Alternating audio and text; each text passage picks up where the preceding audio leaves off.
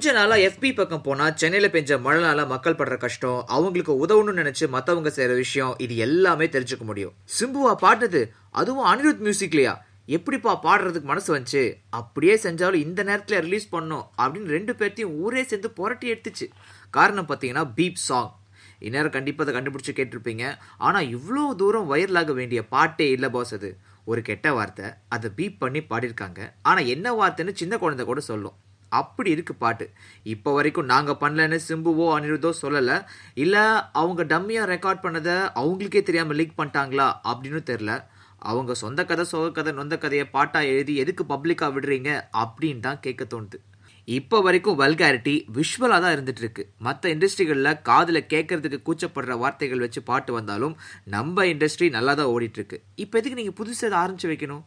எதுவாக இருந்தாலும் இந்த காரியத்தை செஞ்சவங்களை நாமளும் பீப் போட்டு தாங்க திட்டணும்.